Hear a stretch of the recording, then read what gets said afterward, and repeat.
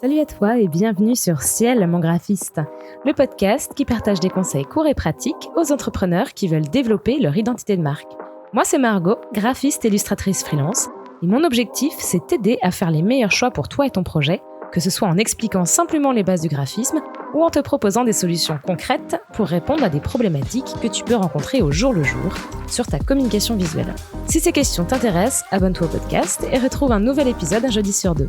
Bonne écoute!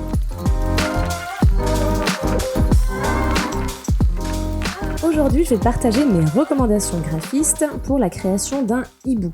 Si tu partages du contenu à ta communauté, que ce soit sur ton site web ou tes réseaux sociaux, tu as peut-être déjà créé, ou en tout cas envisage, de créer des e-books.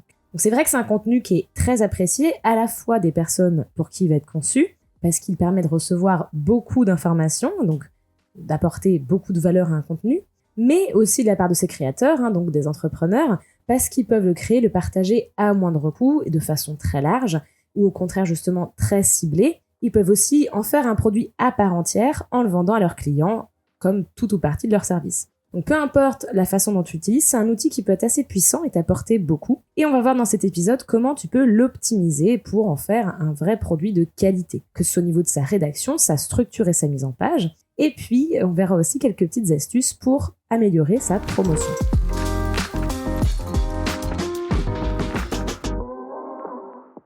On va commencer par le contenu même, donc la rédaction de ton e-book. En fait, la première chose qui va déterminer la valeur de ce contenu aux yeux d'un utilisateur, c'est sa qualité, c'est-à-dire vraiment son fond. Est-ce que ça lui apporte des informations, des connaissances utiles? Est-ce que la quantité de ces informations est suffisante pour répondre au moins en partie à ces questions, à ces problématiques? Et surtout, est-ce que ce contenu est en accord avec la promesse qui est faite au départ par cet e-book? Parce qu'à partir du moment où tu en fais sa promotion, tu vas créer une attente chez l'utilisateur. Ça peut être, par exemple, dans cet e-book, je te partage 5 outils qui vont améliorer ta productivité, ou, comment mettre en place cette stratégie pour ton e-commerce en 1 semaine. Eh bien, la meilleure façon de décevoir un utilisateur, donc le lecteur de cet e-book, c'est bien sûr de ne pas respecter cette promesse. Ça va être d'autant plus préjudiciable si c'est un contenu qu'il a fallu acheter, ou pour lequel il a fallu partager des données, notamment ses coordonnées. Donc on va voir comment tu peux déjà optimiser ce contenu pour qu'il soit le plus satisfaisant possible aux yeux de l'audience que tu souhaites toucher. Donc la première chose, je viens de le dire, c'est de ne pas créer de fausses promesses avec cet e-book et ce qu'il contient. Il va falloir être clair et transparent dans la description de celui-ci, mais aussi son titre. Il faut mieux avoir un titre évocateur ou un résumé de son contenu qui va vraiment être cohérent avec ce qu'on va y trouver, pas essayer de vendre monts et merveilles. Et dans cette même optique, c'est aussi important d'indiquer donc au futur lecteur ou au futur acquéreur de cet e-book si c'est un extrait ou une introduction à un contenu plus complet. Par exemple, si justement tu veux partager un extrait gratuit pour donner envie aux gens d'aller télécharger, voire acheter donc le contenu plus complet. Mais l'idée, en fait, c'est qu'il n'y ait pas de mauvaise surprise de la part de l'utilisateur. Ce que tu veux, c'est établir un marché clair, en fait, que le deal soit clair. Voilà ce que je te propose, voici comment tu peux l'obtenir. Et donc ça va déjà créer une première confiance avec ce lecteur. Et ça, c'est d'autant plus important, comme je disais, si tu veux convertir cette personne en un futur acheteur ou client potentiel. Une autre façon de satisfaire ton lecteur, au-delà de la qualité du contenu en lui-même, parce que ça va être dur pour moi de le juger, ce serait vraiment du cas par cas, ça va être de lui faciliter la tâche. Et ça passe essentiellement par 2 choses. L'optimisation du contenu via une structure et un format, puis une mise en forme adaptée, et puis la proposition d'une progression, d'une prolongation de l'expérience. Et c'est par ce 2e point qu'on va commencer. Qu'est-ce que je veux dire par prolonger l'expérience? En fait, vis-à-vis de ton lecteur, ça signifie de ne pas le laisser sur sa faim, a fortiori s'il a apprécié ton contenu. C'est un petit peu quand tu regardes un film sur Netflix et que du coup, il va te proposer une liste de films similaires, ou quand à la fin d'un roman, tu vas retrouver la liste de toutes les œuvres du même auteur, voire le premier chapitre de son nouveau roman. Il s'agit en fait de permettre à l'utilisateur de prolonger ou réitérer en tout cas une première expérience qui a été satisfaisante. Et puis vis-à-vis de toi, il s'agit par là évidemment d'ancrer véritablement cet e-book dans ta stratégie de contenu, puisque tu le crées avant tout dans un objectif précis qui va servir à développer ton activité d'une façon ou d'une autre. Donc il faut que tu proposes à ton lecteur de poursuivre cette progression entamée avec ce premier contenu. Donc en fonction du type de e-book que tu as créé, ça peut être de se procurer la suite ou en tout cas la version complète, voire payante si c'est le cas de cet e-book. Ça peut être de découvrir les solutions que tu proposes à travers tes prestations, ou de proposer un premier contact, un premier échange avec toi. Enfin bref, il y a plein de possibilités, évidemment, mais l'important, c'est de construire un pont entre cette première expérience satisfaisante et une prochaine étape, possiblement plus engageante, qui va permettre à cet e-book d'atteindre les objectifs pour lesquels tu l'as créé. Et la deuxième façon de faciliter la tâche à ton lecteur, c'est bien sûr d'optimiser le contenu de ton e-book en soignant son format, sa structure et sa rédaction. Donc on oublie le blabla inutile qui va peut-être gonfler artificiellement le contenu, on va créer un plan clair et simple à suivre, et puis on va lui donner une structure visuelle qui permet de mémoriser, repérer aussi plus facilement les informations essentielles, et puis aussi, on y pense, une mise en page adaptée pour une lecture sur écran. Donc concrètement, ça veut dire quoi? Comment est-ce que tu peux améliorer et optimiser la rédaction de ton e-book? D'abord, tu vas te concentrer sur la lisibilité de ton contenu. Donc une fois que tu as corrigé les petites erreurs d'orthographe, de syntaxe bien sûr, tu vas refaire une lecture complète de ton e-book en essayant de te mettre à la place de la personne qui va le découvrir. Donc pour ça, moi je te conseille de faire cette lecture complète à voix haute, comme si justement tu t'enregistrais pour un podcast ou que tu le lisais pour un webinaire par exemple. Parce que comme toi tu connais ton texte, tu vas être tenté de le lire un petit peu en diagonale finalement dans ta tête, alors que la lecture à haute voix, notamment si vraiment tu joues le jeu d'un petit peu la théâtraliser, de vraiment la lire comme si tu parlais à quelqu'un, ça va te permettre de repérer plus facilement les longueurs, les phrases trop compliquées ou les enchaînements d'idées qui pourraient être un petit peu mal amenés. L'autre avantage de la lecture à voix haute d'ailleurs, c'est aussi de vérifier que cet e-book, il te ressemble. Notamment si ton audience a l'habitude de t'entendre ou de te voir en vidéo, c'est important qu'elle retrouve ton style, ton expression, ta personnalité dans ce contenu. Et ça peut jouer parce que potentiellement, c'est un des éléments qui fait que ton audience va choisir ton contenu plutôt qu'un autre. C'est parce qu'elle t'aime bien, elle aime bien la façon dont tu t'exprimes, dont tu partages tes idées ou tu expliques quelque chose. Donc c'est important de conserver un petit peu cette patte-là. Pendant cette lecture, il y a quelques points sur lesquels tu peux aussi porter ton attention. Comme je disais, d'abord, est-ce que ce contenu il est digeste? Est-ce qu'il se lit agréablement? Donc là, tu vas essayer de noter s'il y a des phrases à rallonge, des contenus un petit peu trop lourds à lire, ou même des formulations qui peuvent être améliorées pour être plus explicites, plus claires. Est-ce qu'il y a aussi des redondances, que ce soit dans les concepts que tu as un petit peu développés, les explications que tu as pu donner, etc. Est-ce qu'il y a des choses que tu as l'impression de surexpliquer? Parce que c'est mieux d'être synthétique pour faciliter la mémorisation et la compréhension des choses, évidemment. Fais aussi attention aux enchaînements entre les parties ou les chapitres de ton e-book. Est-ce que la progression se fait naturellement? Est-ce que l'organisation de ces parties fait sens pour quelqu'un qui va lire ce contenu? Parce qu'il faut bien avoir en tête que tu as dû faire pas mal de modifications, tu as peut-être aussi travaillé certaines parties dans le désordre, donc il faut t'assurer que le contenu final il fasse sens et qu'il soit bien organisé, que tout ça reste cohérent. Et enfin, un peu dans la même idée, tu vas vérifier tes titres et tous les sous-titres de tes parties. Parce que parfois on commence par la rédaction du plan et puis en fait à force de modifications, de retouches, de suppression de texte, eh bien les titres initiaux peuvent être moins pertinents. Un petit conseil encore une fois que je te donne, c'est tout simplement à la fin, relis le sommaire, juste le sommaire. Normalement, s'il est clair et qu'il est précis et cohérent avec ton contenu, en fait ça doit presque en faire un résumé très simple façon bullet point. Une fois que tu as fait cette lecture, que tu as optimisé ton contenu texte, tu vas pouvoir réfléchir à sa structure et son format. Parce qu'encore une fois, c'est un produit qui est destiné à une lecture sur écran, donc tu dois le penser pour, et donc qu'il soit facile et agréable à utiliser. Donc pour moi, la structure et le format, ils vont un peu de pair parce que, évidemment, les deux dépendent du type de contenu que tu vas partager. Si par exemple, ton e-book, ça propose un contenu informatif, qu'on va prendre le temps de lire tranquillement, comme on le ferait avec un livre, la structure va peut-être plutôt fonctionner par chapitres bien distincts, avec une introduction par chapitre, un petit récap de fin qui reprend les idées, les notions importantes de cette partie. Donc, on pourrait se dire, un format portrait classique, adapté à un sens de lecture progressif, ça peut être pertinent. Si par contre tu proposes des fiches explicatives ou des fiches un petit peu façon tutoriel, peut-être qu'il serait plus adapté de partir sur un format paysage qui permet d'avoir, donc en affichage plein écran sur un ordinateur, une partie plus textuelle sur la gauche et sur la droite des images ou des schémas qui accompagnent le texte. Comme ça, en fait, tu vas permettre au lecteur de faire des allers-retours très simplement entre le schéma et puis les explications parce que tout sera visible en même temps à l'écran. De la même façon, si tu sais que ton audience va principalement télécharger ton contenu et le lire sur un écran mobile, eh bien tu peux lui faciliter la tâche avec un format adapté et une structure de contenu qui se détache suffisamment visuellement pour ne pas avoir à zoomer, dézoomer sans arrêt sur son portable. Donc, par exemple en mettant des titres imposants ou en tout cas en les séparant visuellement sur une page unique qui permettent de marquer chaque changement de partie. Donc en fait, quand l'utilisateur va scroller entre les pages de ton e-book, il va savoir où s'arrêter. Et il perdra moins de temps à rechercher la partie qui l'intéresse ou l'information qu'il souhaite retrouver. Ça, c'est vraiment des détails, mais en fait, c'est ce genre de petites choses qui font que parfois, on passe du temps sur un contenu ou qu'on décide, au contraire, de vite le supprimer parce qu'il n'est pas spécialement pratique ou agréable à consommer. Si on résume, voilà à quoi il faut que tu fasses attention. Pour créer un max de valeur aux yeux de ton lecteur, tu vas créer un objectif et une promesse claire pour faire en sorte de satisfaire la curiosité et l'attente de la personne qui va utiliser, qui va consommer cet e-book. Tu vas créer un contenu optimisé pour la lisibilité et la compréhension. Donc tu vas à l'essentiel, tu gardes uniquement les éléments qui sont utiles et pertinents. Encore une fois, il faut que ton lecteur ressente que chaque info, chaque conseil partagé soit important.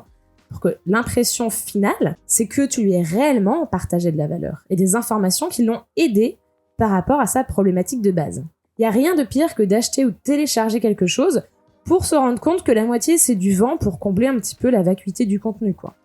Même si c'est un contenu que tu proposes gratuitement d'ailleurs, ça va refléter ton professionnalisme, ton expérience ou ton niveau de compétence.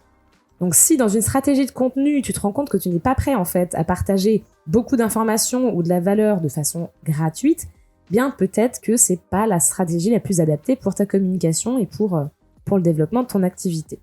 Et puis enfin, un format adapté en fonction de la manière dont tu vas partager cet e-book et la façon dont tu souhaites que les gens le consomment.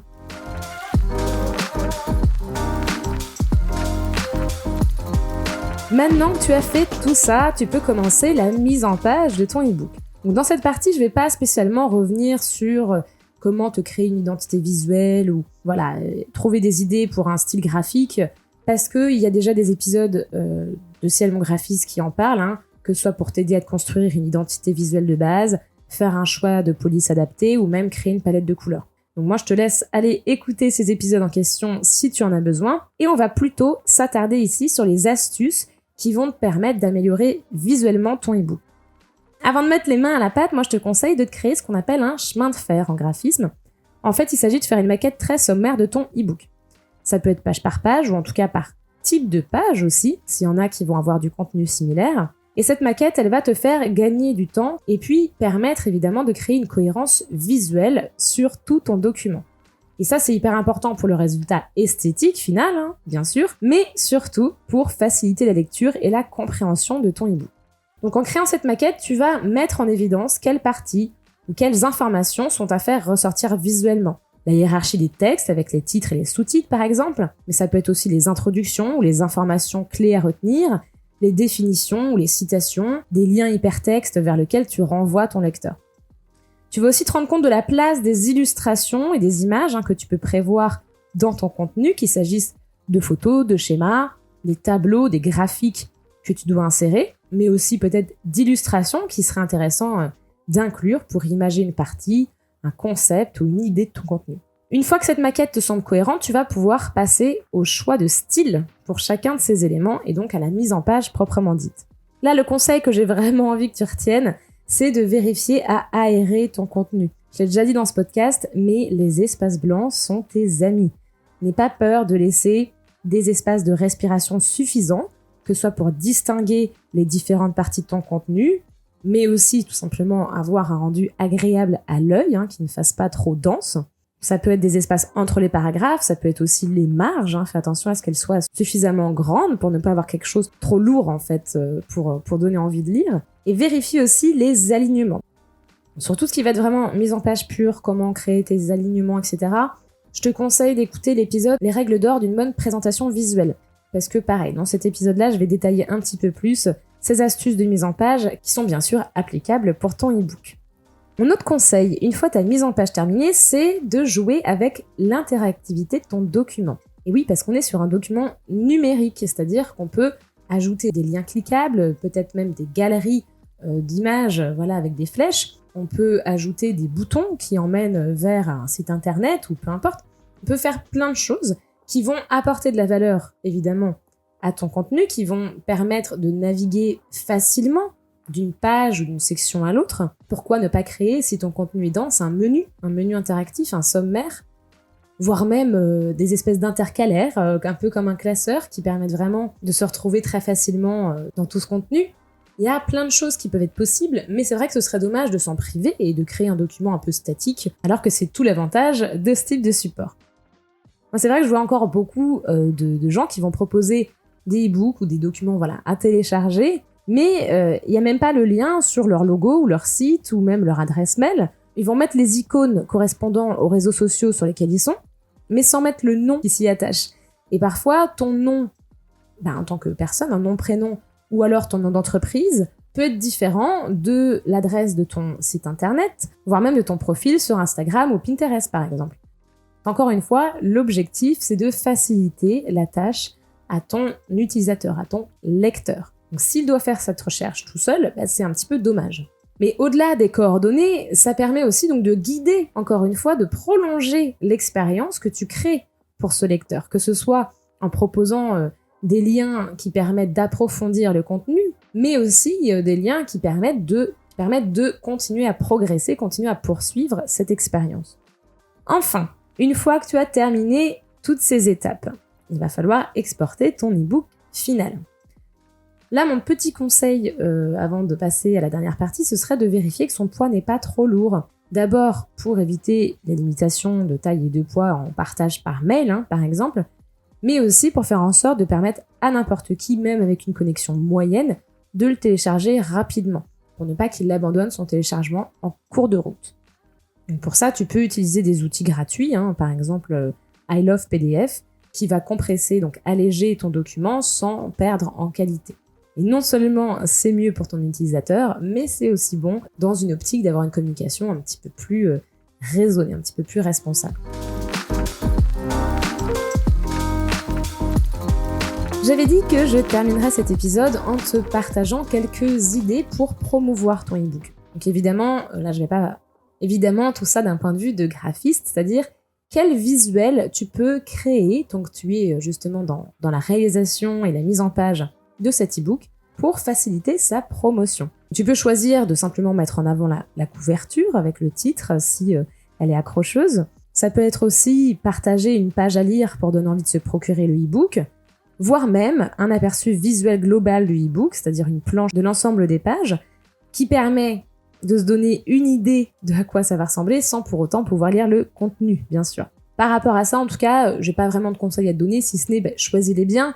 Et si tu veux partager une ou deux pages extraits, n'oublie pas de les accompagner quand même d'une petite page de contexte pour savoir ce qu'on est en train de télécharger et puis permettre surtout de prolonger cette première expérience, donc de pouvoir télécharger le e-book en entier. Ne partage pas juste les pages telles quelles et n'hésite pas si besoin à remanier uniquement la mise en page de cet extrait pour faire en sorte qu'il soit quand même cohérent visuellement. Mais ce que je te conseille aussi, c'est de faire des mock-ups de ton e-book. Alors donc un mock-up, qu'est-ce que c'est ? C'est une mise en situation en fait d'un support ou d'un élément graphique. Par exemple, moi si je propose des templates de réseaux sociaux à un client, je vais les insérer dans un mock-up représentant l'interface d'Instagram ou de LinkedIn pour l'aider à se projeter dans le rendu final, à quoi va ressembler son feed par exemple. Si je propose différentes versions d'un logo, je peux tour à tour les insérer dans un mock-up de carte de visite qui va être posée sur une table basse, sur un tote bag qui est porté sur l'épaule par une femme qui marche dans la rue. Tout ça évidemment en essayant de choisir des images qui concordent avec le contexte dans lequel je fais ces créations. Donc pour ton e-book, bien sûr, on va plutôt choisir un mock-up qui représente un portable, une tablette ou même un ordinateur par exemple, puisque c'est l'utilisation que tu vas en faire. Et pour ce faire, évidemment, si tu n'as pas Photoshop et que tu ne sais pas l'utiliser, il y a plein d'outils gratuits en ligne pour créer des mock-ups. Tu as juste à insérer ton visuel et puis il va s'intégrer dans une mise en scène. Tu peux aussi le faire sur des outils type Canva, Adobe Express. Donc pas de souci à ce niveau-là, il n'y a pas besoin de compétences particulières pour créer un mock-up réussi. Mais ça va mettre en valeur ton e-book, ton produit, de façon assez efficace. Et bien sûr, c'est plus attirant qu'un simple lien hypertexte de téléchargement. À toi ensuite d'utiliser ces visuels dans une série de posts ou d'articles qui vont venir introduire le sujet de ton e-book pour le faire connaître à ton audience. C'est la fin de cet épisode, je te remercie de m'avoir écouté jusqu'au bout.